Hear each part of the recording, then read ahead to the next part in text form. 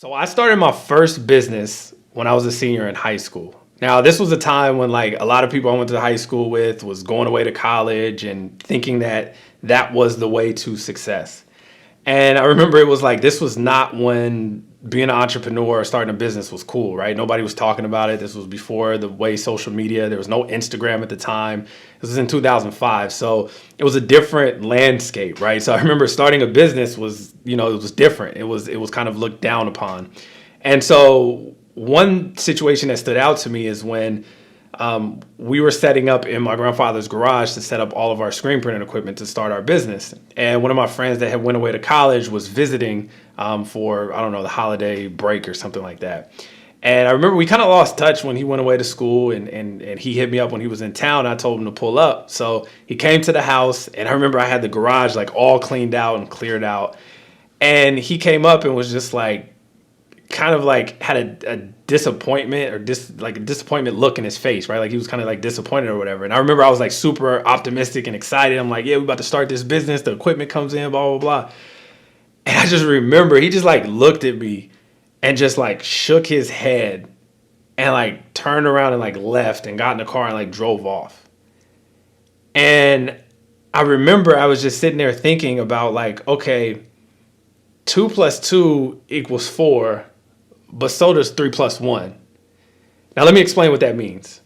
Now, fast forward 7 years, right? Fast forward our business 7 years, our first real success in business. We landed an account with Tesla Motors. Now, this was a huge project. I'm talking about company-wide campaign, 30,000 units for every single employee, every single contractor. It was a huge deal. And what was interesting about that project was not so much the project, but it was the aftermath and kind of like the response that we got from people, especially in the industry. And I remember I had a meeting with this guy. He was some executive that played in like a $50 million company and advertising company, promotional items, kind of the same industry that we were in. And I was sitting in his office and we were having this conversation. And I remember he just looked at me and was like, how did you get that account with Tesla? Because I know who you had to beat out to get that account.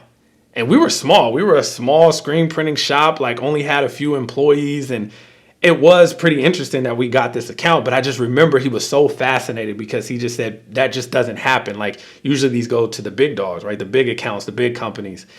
And I just kind of explained this concept to him that like, okay, 2 plus 2 equals 4. That's one way of getting to 4 in the outcome.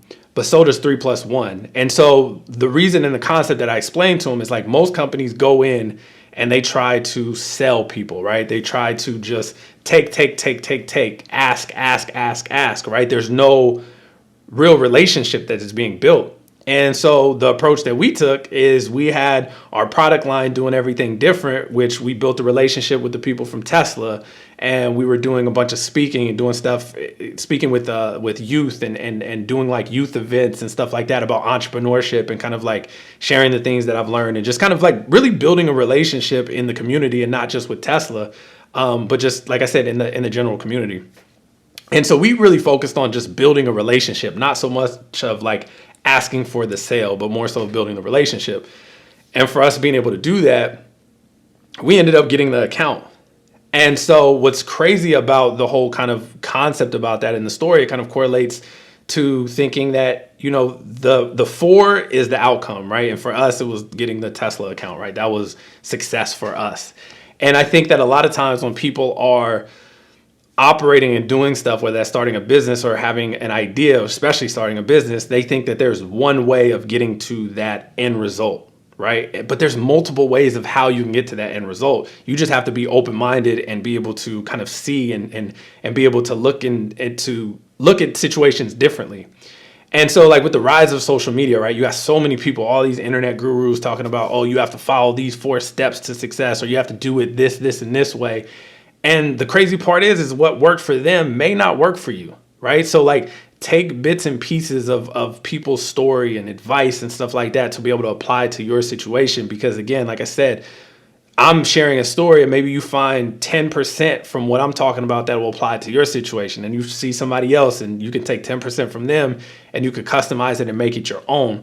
But I just want you guys to understand that don't be so closed-minded to think that there's only one way of getting to an outcome. There's multiple ways. You just have to get creative with it.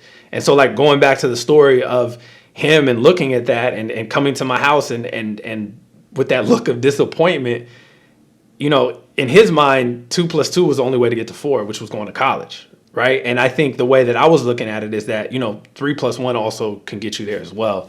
So as you guys are starting to build out your business, as you guys are starting to build out your ideas and your visions, I just want you guys to be open-minded and understand that there are multiple ways to get to that outcome and that desired result. Don't be so closed-minded to think that there's only one way. So I hope you guys find this video helpful, and I hope this is something that you guys can start kind of taking that story and that story of what I tried to do with the correlation of the 2 + 2 and that whole equation of how to do it and how to get it there, and to be able to take that with you and apply it to your situation. So hope this video helped. I'll see you guys next time. Peace.